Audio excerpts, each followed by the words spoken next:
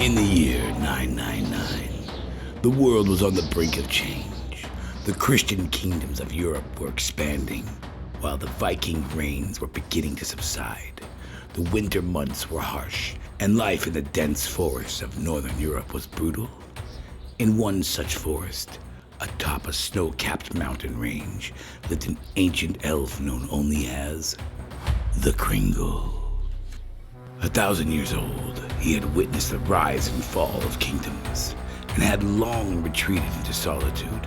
His cabin, carved from the finest trees, stood as a monument to his craftsmanship. Villagers in the foothills spoke of him in hushed tones, calling him a forest spirit, a wood sprite. His presence was both feared and respected, and the children were warned to stay away from the deep woods where he lived. Life in the nearby village was hard.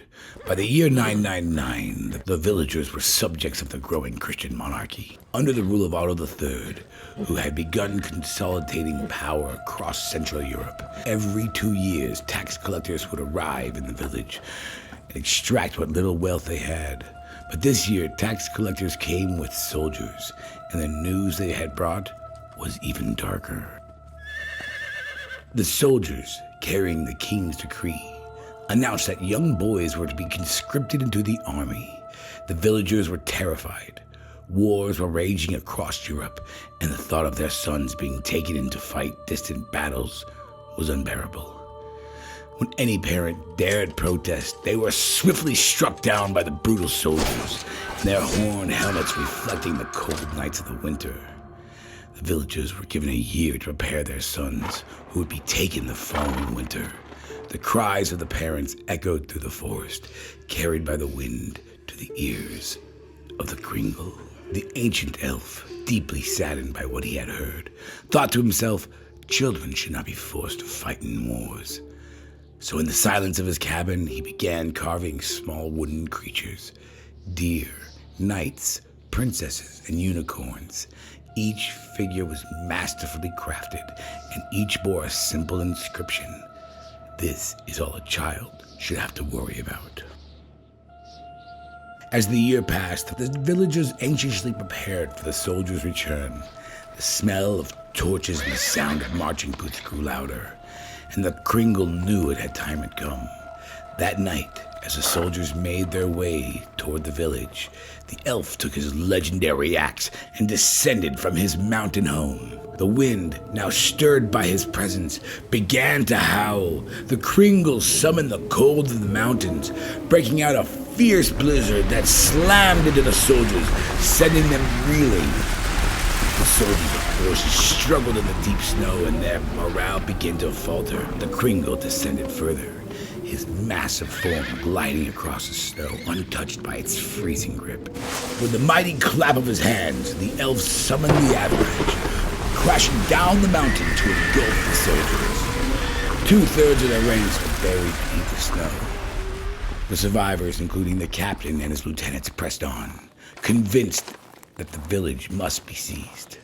But as they moved forward, they could feel the eyes of the Kringle upon them, watching from the trees. Suddenly, the soldiers were surrounded. The Kringle, swift, silent, threw his axe with deadly precision, struck one of the lieutenants, sending him tumbling off his horse. The remaining soldiers scattered in the panic, but the Kringle was everywhere, appearing from behind trees, striking with his axe, his eyes glowing with icy blue fury. The captain tried to rally his men, but one by one, they fell. The captain, too, was lifted into the air and impaled upon the branches of a tree high above. The last of the soldiers, terrified beyond reason, tried to flee down the mountain, but the war horses, spooked by Kringle's presence, throwing the riders into the deep snow. The Kringle crushed one soldier beneath his feet, then split another in two with a single blow of his axe. The final soldier tried to escape, but fell to his death in the jagged rocks below.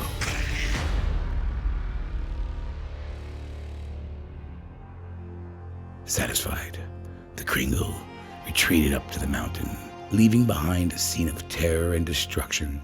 The snow that had followed seemed to erase the evidence of the battle, covering the soldiers' remains and leaving the forest in a peaceful, heavy silence. The next morning, the villagers waited in fear, preparing to have their children be taken from the soldiers. But when they opened their doors, they found no soldiers. Instead, each family discovered a small wooden figure, carved in the likeness of a knight, a princess, or creatures from the forest. Each figure had an inscription in its base. This is all a child should have to worry about. Confused but overjoyed, the villagers realized that their children were safe and the soldiers had never arrived. The Kringle had saved them. The village rejoiced, and the legacy of the Kringle, the elf who had protected them from war, spread wide and far. Over the years, the story grew, woven into the fabric of European folklore. The myth of the Kringle became a symbol of hope, a family, and of the innocence of childhood. And as time passed, people began to celebrate the spirit of togetherness every year, remembering the miracle that saved their children on that long ago winter night.